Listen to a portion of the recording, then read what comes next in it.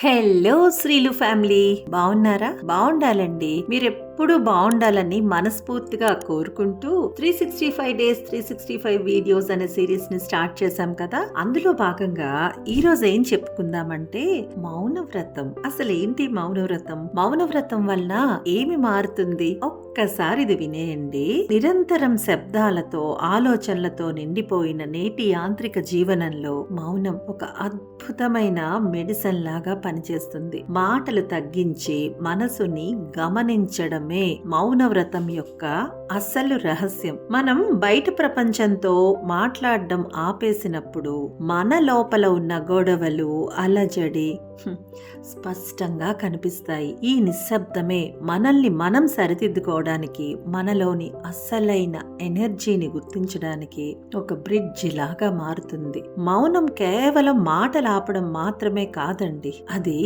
ఒక ఆత్మశుద్ధి ప్రక్రియ. అంటే మౌనవ్రతం పాటించడం వల్ల మన మెదడు విశ్రాంతి పొంది ఏకాగ్రత, కాన్సంట్రేషన్ అనేది అద్భుతంగా పెరుగుతుందండి. సాధారణంగా మనం మాట్లాడే ప్రతి మాట మన ఎనర్జీని ఖర్చు చేస్తుంది. మౌనంగా ఉన్నప్పుడు ఆ శక్తి వృధా కాకుండా మనలోనే ఉండి మన మానసిక ఒత్తిడిని తగ్గిస్తుంది. ఈ స్థితిలో మనలో దాగి ఉన్న కోపం, అసూయ వంటి ప్రతికూల భావాలు క్రమంగా తొలగిపోయి ఒక ప్రశాంతత చోటు చేసుకుంటుంది.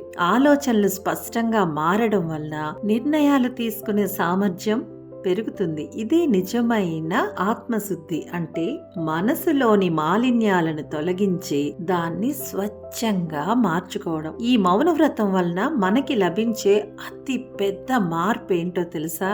వివేకం. తక్కువ మాట్లాడడం వలన ఇతరులను అర్థం చేసుకునే గుణం పెరుగుతుంది మరియు అనవసరమైన వాదోపవాదాల వల్ల వచ్చే గొడవలు తప్పుతాయి. మౌనం మనల్ని అహంకారం నుండి దూరం చేసి సహజమైన వినయ ప్రసాదిస్తుంది. నిజమండి. సో ప్రతిరోజు కనీసం కొంత సమయం మీరు మౌనంగా ఉండడం అలవాటు చేసుకుంటే అది మన జీవన శైలిని, అంటే మన లైఫ్ స్టైల్ ని మార్చి మీకు ఉన్నతమైన వ్యక్తిత్వాన్ని ఇస్తుంది. అదే చాలా చాలా ఇంపార్టెంట్. సో మీ మనశ్శాంతి కోసం వారంలో ఒక్క రోజైనా లేదా రోజులో ఒక్క గంటైనా మౌనంగా ఉండి మీలో వచ్చే మార్పును మీరే గమనించి కామెంట్స్ లో పెట్టి చెప్పడం అస్సలు మర్చిపోవద్దండి. నచ్చిందా?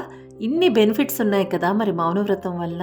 నచ్చితే మరి లైక్ చేయడం మర్చిపోవద్దండి. కనీసం మీ ఫ్రెండ్స్ అండ్ ఫ్యామిలీ మెంబర్స్ లో మంచిని పంచాలి కదా, మరి కనీసం ఒక్కరికైనా షేర్ చేయండి. మరెన్నో మంచి వీడియోస్ కోసం మన శ్రీలు టీవీని సబ్స్క్రైబ్ చేసుకోవడం అస్సలు మర్చిపోవద్దు. సరేనా మరి? ఉంటా మరి. Bye bye. Thank you.